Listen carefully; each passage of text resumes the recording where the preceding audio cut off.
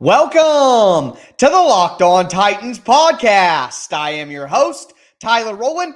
Titans fans, it was a feisty day at joint practices between the Tennessee Titans and the Tampa Bay Buccaneers, with practice finishing in an all-out brawl. I'll tell you what happened, but on the field, we got to talk about the bounce-back performance from Titans' second-year cornerback, Caleb Farley, who had himself a nice day. I'll explain, but we also got to talk about the offensive side of the ball, and Titans quarterback Ryan Tannehill was on fire throughout practice. I'm going to give you guys all the offensive notes, and then finally, we'll talk about the injuries from the day, who didn't practice, who left early, and we'll talk about Mike Vrabel's comments on the rep distribution at backup quarterback and why Mike Vrabel agrees with me that it's so important that Malik Willis get the lion's share of reps. But a lot to discuss about joint practices between the Tennessee Titans and the Tampa Bay Buccaneers on today's edition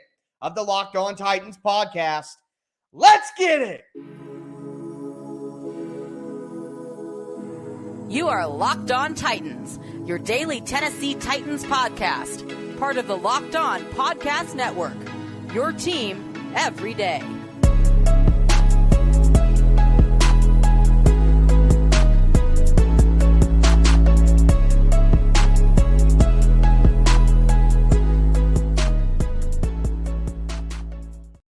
Titans fans, I am breaking down everything you need to know from Thursday's joint practice between the Tennessee Titans and the Tampa Bay Buccaneers. We're going to talk Caleb Farley's bounce back day fight. There was another fight with the Titans and the Bucs, and this one was a benches clearing brawl between Jeffrey Simmons and Leonard Fournette. I'll explain what happened. Ryan Tannehill was on fire throughout practice. Treylon Burks returned, and then, of course, we got to talk about some injuries. But before we get into all of that, I do want to thank you guys for making the Locked On Titans podcast your first listen every day. If this is your first ever listen to the Locked On Titans podcast, make sure you subscribe on whatever platform you do stream. I am going to be putting out daily, Monday through Friday, free Tennessee Titans content all year long on all platforms. That includes the Locked On Titans YouTube channel. Subscribe there, smash the notification bell, and throw a thumbs up if you're watching on YouTube right now. I'm trying to get this video to 1,000,001 likes, so do your part. But let's dive right in to today's joint practice. And the number one, I'm going to mention this up front, the fight. So the Titans defense, chippy all day with the Buccaneers offensive line. The Titans were a little chippy yesterday on Wednesday as well, but that intensity got to another level on Thursday. And there was a moment near the end of practice where the Titans and the Bucs were working on 2-minute drills, and Malik Willis's second team offense was out there, and they didn't do a very good job. And one of the Buccaneers defensive players got pretty mouthy and said, get the F off the field, blah, blah, blah, started really talking. Well, the Titans didn't like that, not one bit, led by the Titans' physical captain, Jeffrey Simmons. And after pretty much the last play of Bucs offense against the Titans defense, Leonard Fournette and Jeffrey Simmons got in an arguing match, and Leonard Fournette punched Jeffrey Simmons, and Simmons threw a couple back at him. The bench is cleared, blah, blah, blah. That was obviously a big moment to end practice. No surprise there, going against each other 2 days in a row. But Mike Vrabel did condemn the activities afterwards, said that's the type of stuff that messes with the team. So he didn't like it, but hey, I don't mind a little physicality. And if you're going to talk crap and you're going to be trying to dog on the Titans rookie quarterback and the Titans second team offense, well, guess who's going to come there to defend him? Jeff Simmons. No shock there. So a little bit of a fight to end practice. Mike Vrabel didn't like it, but can't say I'm that mad. Screw Leonard Fournette, man. Try to punch Jeffrey Simmons with his helmet on. You're an idiot. Anyways, moving forward, we got to talk about Caleb Farley, who was the biggest on-field story of the day for the Titans. And if you guys watched the show yesterday or you were following along, no surprise or no shockers here. Caleb Farley had a rough day on Wednesday. Mike Vrabel even said it was not his best day. And not only did he not play very well, but Roger McCreary got first-team snaps in the Titans' base defense. Well, you needed to see Caleb Farley have a bounce-back play, and that's exactly what he did on Wednesday. He had multiple pass breakups in one-on-one. He had a pass breakup on Julio Jones. There was actually a stretch during one-on-ones where the Titans' top 3 defensive backs, Roger McCreary, Caleb Farley, and Christian Fulton, had 6 pass breakups and won 6 reps in a row, each of them going twice. Christian Fulton, Roger McCreary, Caleb Farley, 6 in a row. So the Titans defensive backs had a good day, but of course, capitalized by the play of Caleb Farley. He did well in team periods, and at the end of practice, Caleb Farley finished off a 2-minute drill by intercepting Blaine Gabbert and ending the drive. So the pressure is on Caleb. Now, yesterday's news doesn't mean that Caleb Farley's a bum. Today's news doesn't mean that Caleb Farley's going to be an all-pro or anything like that, but it just goes to show you that it's not all good. It's not all bad for Farley. He is a work in progress, but these days, you're never going to have your best day. Absolutely not. But you got to make sure that you don't string bad days together. It's something that Kevin Byard has talked about quite a bit. So a bounce-back day from Caleb Farley. The defensive backs had a very good day for the Titans. I'm a little confused here. Got a comment. Our defensive backs got their butts kicked. No, it was the exact opposite. The Titans defensive backs had a very good day, and there's video evidence of that. So a good day for the Titans defensive backs, but of course, led by Caleb Farley, who had an interception, had some pass breakups. Also worth noting that there's another interception by Adrian Colbert, the newly added safety for the Titans. So a pretty good day. Now, of course, you got to add in the caveat, no Tom Brady, no Mike Evans, no Chris Godwin in team activities. So, of course, keep that in mind. It's all with a grain of salt. But overall, a really good bounce-back day from Caleb Farley, who looked like he was ready to go out there. Good day for McCreary. Good day for Fulton as well, although Christian Fulton did leave practice a little bit early, but you don't think it's an injury. It might just be a rep situation for Christian Fulton. But really good stuff from the Titans out there overall throughout practice, and a very good bounce-back day from Caleb Farley, and Mike Vrabel even talked about that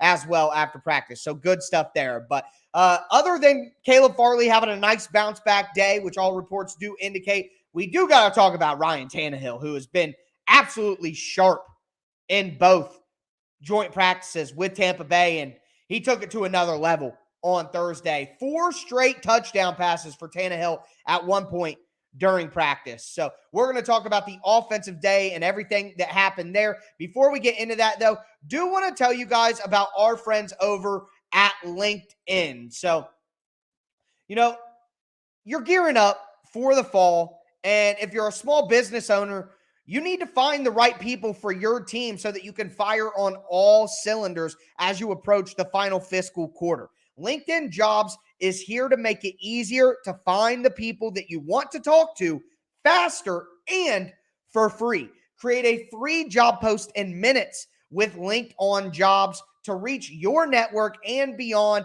and have access to the world's largest professional network of over 810 million people. Then you add your job in the purple hiring frame to your LinkedIn profile, and it'll spread the word for you. It'll tell everyone that you're hiring, so your network can help you find the right people to hire. You have simple tools like screening questions that make it easier to focus on candidates with just the right skills and experience, so you can quickly prioritize who you'd like to interview and ultimately hire. That's why small businesses rate Locked On Jobs number 1 in delivering quality hires versus their leading competitors. LinkedIn Jobs helps you find the candidates you want to talk to faster. Did you know every week, nearly 40 million job seekers visit LinkedIn? Post your job for free at linkedin.com/LockedOnNFL. That's linkedin.com/LockedOnNFL to post your job for free. Terms and conditions do apply.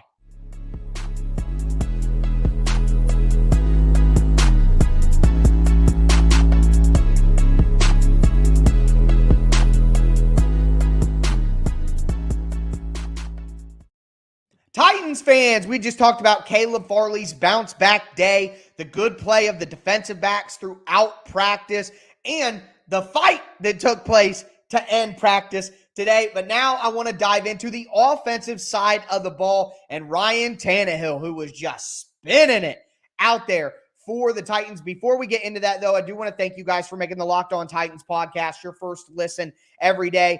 However, you get the latest NFL fantasy draft tips from Locked On Fantasy Football and Locked On Dynasty. Starting August 22nd, we're bringing you daily top 10 lists for fantasy draft week. Fantasy football is here, so make sure that you stay locked in to the Locked On Fantasy Football podcast and the Locked On Dynasty podcast, available on YouTube or wherever you get your podcast. But let's keep talking about practice. So Ryan Tannehill, obviously a tough end of the season. Last year, a lot of the fan base has turned on him. You might even include me in that, okay? I've just decided in my mind that the Titans cannot win a Super Bowl with Ryan Tannehill after what we've seen from him in the playoffs. Well, guess who doesn't give a crap about those opinions? Ryan freaking Tannehill, who has been awesome during training camp. The Titans have been airing it out a lot more than they have in previous years in camp. And Tannehill was really sharp on Wednesday in practice, but on Thursday, he took it up another level. Ryan Tannehill had 4 straight touchdown passes during a red zone 7-on-7 drill. He had one to Nick Westbrook-Akina, who had an awesome day in his own right. Nick Westbrook-Akina was leaping over top of people, using his size, using his physicality to make catches, even through coverage with guys hanging on his body. So a good day from NWI. But Tannehill, NWI, Dontrell Hilliard, Treylon Burks, that's right, Burks was back on the field, all had touchdowns. Kyle Phillips, I believe, caught the 4th touchdown in a row from Ryan Tannehill. So Ryan Tannehill, just a really good day. But let's start talking about some of the targets that Ryan Tannehill was hitting. And number one, we got to talk about Treylon Burks. So Burks left practice early yesterday, and everybody was concerned. Well, Burks came back. He had a compression sleeve on, I believe it was his left leg.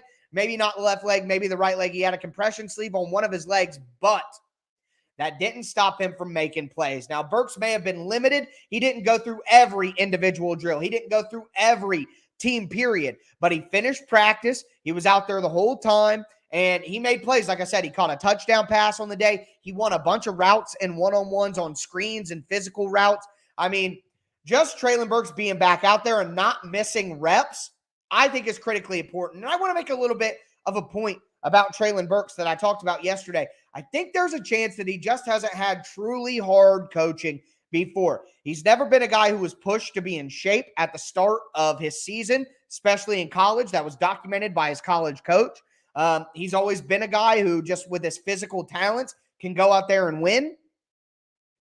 But I also think that may be, hey, if you're a little banged up, are you practicing? Now, he played banged up in games and performed, but has Treylon been the guy who got pushed to play through practice, even when he was a little banged up? I don't know for certain, but I theorize that maybe the conditioning thing, maybe not wanting to practice when he's got some little injuries here and there, it all could be wrapped in together, and Treylon Burks just needs some tough love and some tough coaching, and it looks like he is going to get that from the Titans. A perfect match. If that's the case, if my theory is right, perfect match between team and player, between Burks and Titans, to correct some of those things. But Burks was back out there, and that's great news for Titans fans. Next, we got to talk about Dontrell Hilliard, who caught multiple touchdowns from Ryan Tannehill out of the backfield. All reports indicate Dontrell Hilliard's had an awesome camp. He's been explosive when running the ball. He's been nearly impossible to guard when he's coming out of the backfield. So some really good stuff from Dontrell Hilliard, who's really taken a stranglehold on that running back 2 spot, and obviously is the complementary pass catching and speed back that the Titans need to go with the power back that is Derrick Henry. So a great camp from Dontrell Hilliard and a really good day on Thursday, whooping and the linebacker group from Tampa Bay is good, and Hilliard really gave them the business. Also, got to talk about another running back. Hassan Haskins laid a nasty truck stick on Logan Ryan. Now, Logan Ryan had a good physical shot. It was pretty equal in terms of, the force of the guys coming together. And Logan Ryan did make the tackle. But you can go see on the Titans Twitter account the picture. Ooh, Haskins laid Logan Ryan down. And speaking of that, also want to talk about Kyle Phillips, the professor, crossing people up out there. Oh my God, there's video of it in one-on-ones. Kyle Phillips put Logan Ryan on the ground with a whip route. I mean, on the ground. Ugh, that's nasty. Ooh.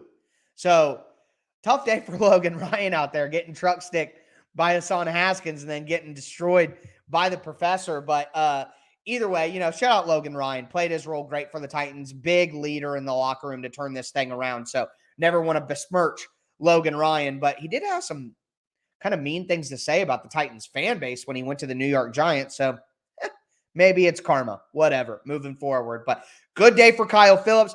Also, someone asked about Mason Kinsey. I thought Mason Kinsey had a nasty route in one-on-ones to get open. I'm starting to think that Kinsey will be the 6th wide receiver. One, he's a direct backup for Kyle Phillips. There's nobody else on the Titans roster right now that can give you a semblance of what Kyle Phillips does. So if the Titans are building a real role for Kyle Phillips in their offense, it would only behoove them to have a guy like Mason Kinsey who has a very similar skill set, if maybe he's not quite the player that Kyle Phillips is. Also, Mason Kinsey is a backup as a punt returner and a kick returner. So he gives you some value there. So maybe Mason Kinsey is able to get that 6th wide receiver spot. But not a bad day from Kinsey either. But again, just don't know if he's doing enough to really put himself above other people. The last thing that I want to talk about with the offensive side of the ball is Nicholas Petit-Frere, who got first team snaps at right tackle. Just part of the competition, I guess.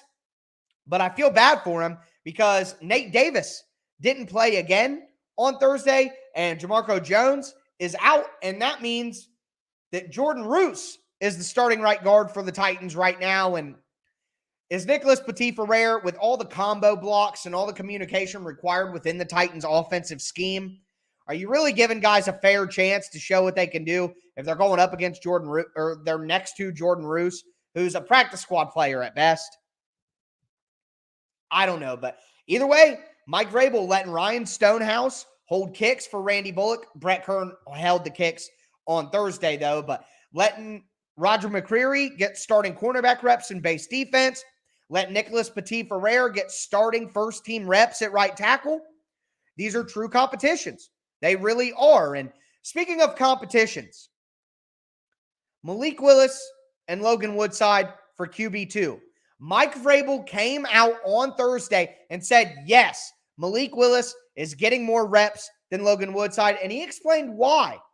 And quite frankly, you'd know why if you had been listening to me and listening to the show for the last few weeks. So I'll explain what Mike Vrabel said about Malik Willis and Logan Woodside, and I'll update you guys on who missed practice and who left practice early on Thursday. Before we get into all of that, though, I have a serious thing to talk about here. We're transitioning from football to something serious.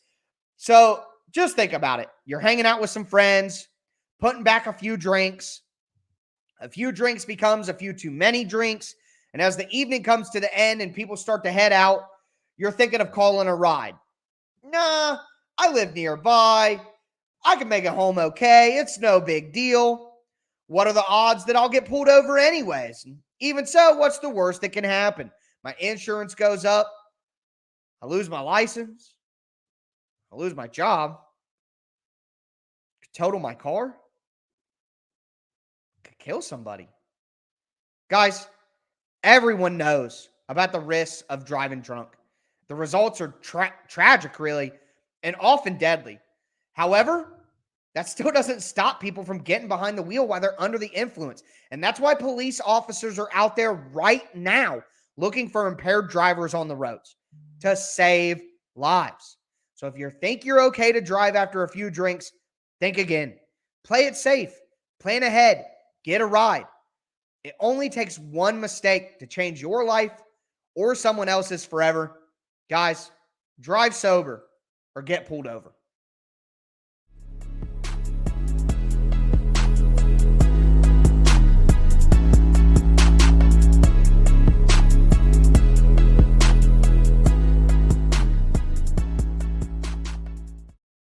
Titans fans, we are going to cap off today's recap of joint practices between the Tennessee Titans and the Tampa Bay Buccaneers. We talked about Caleb Farley and the fight and the defense in the first segment. Talked about the hot Titans offense in the second segment. Now we got to talk about Malik Willis versus Logan Woodside, because Mike Vrabel actually had a little bit to say about that competition. We also are going to talk about the injury report for the Titans. Before we get into all that, though, I do want to thank you guys again for making the Locked On Titans podcast your first listen every day. Guys, the Titans play on Saturday night. Tomorrow, I am going to have my game preview for you guys Saturday night, directly after the game. I am going to be putting out my recap of the game, breaking down everything that happened Sunday night on YouTube, Monday morning for the podcast crowd. I'll have another podcast up for you guys. So we're going to have like 11 days in a row of podcasts here on the Locked On Titans podcast. So make sure you subscribe. Always free. It's your team every day. So let's dive into the injuries real quick. I'll go through them quick before we talk about Malik Willis. Number one, the guys who didn't practice. Danico Autry. But I've been worried about Danico Autry. I have been worried about Danico Autry lately. But he was in the sand pit with Derrick Henry on Thursday. So that's a good sign. That's a great sign for the Titans that Danico Autry was doing that. Number two, Jamarco Jones, still out. Guard depth, that's tough. Nate Davis, still out after leaving early on Wednesday. That's not what you want to hear. Chris Jackson and Theo Jackson both out. Dylan Cole, Christian DeLauro still out after leaving early. AJ Moore, Elijah Molden. That sucks. Elijah Molden came back to practice, and that was missed a couple practices in a row. So that is a bit unfortunate.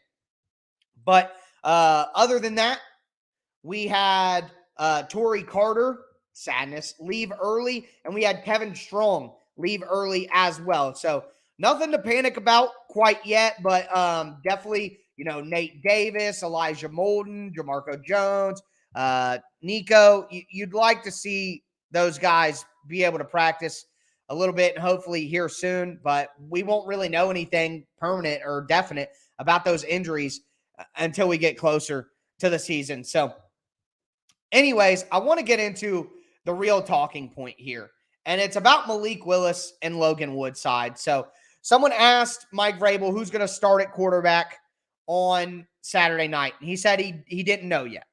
And then they asked him about the fact that Logan Woodside has gotten a lot less reps in this camp, in this offseason, than he had before. And Mike Vrabel basically said this. They spoke to Woodside about it. They're more focused on developing Malik Willis.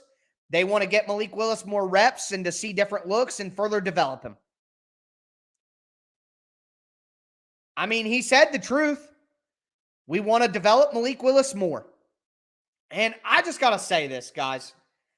A couple of weeks ago, I went on a Rollins rant, and I said Malik Willis should get every rep in training camp, every rep in preseason games, every rep in joint practices that Ryan Tannehill doesn't get. Because a couple of different things. One, if Malik Willis truly is going to redshirt, then that means these reps right now are the only real reps that he's going to be getting. You don't have time to develop the rookie during the season.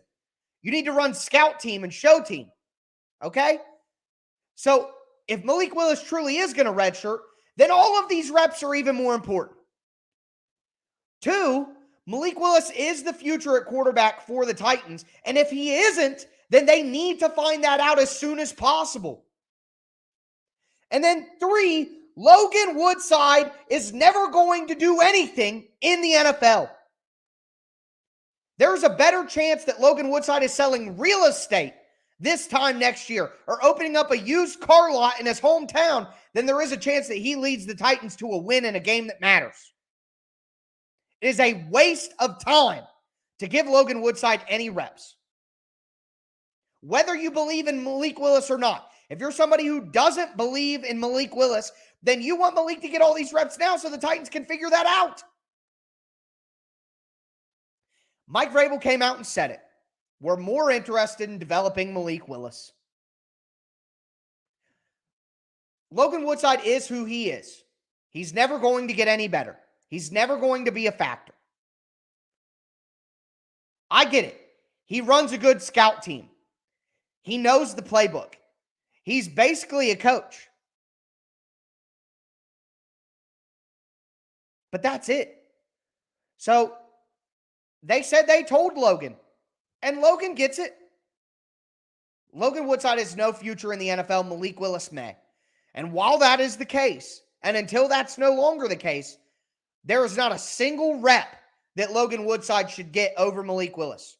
I don't care if Logan Woodside doesn't throw a pass the entire practice. And honestly, if the Titans cut Logan Woodside, nobody else is going to pick him up. And the Titans can get him back on practice squad, and then he could be a coach and run scout team and all that stuff anyways. So what I've been trying to tell you guys for weeks now, and some of you guys got in my comments and tried to say I'm an idiot for not wanting Logan Woodside to get reps. Well, there you go. Mike Vrabel and John Robinson agree with me. We need to focus on developing Malik Willis at all costs, either to find out he's not the guy or turn him into it. Period. You're going to get nothing by giving reps to Logan Woodside. Carlos Brown just asked a question, and he said, what's the reasoning for why Woodside has a fan base? Carlos, I'll tell you why. I'll tell you why. And some of you guys don't want to hear this, and it is what it is. It's the same reason some people still believe in Des Fitzpatrick.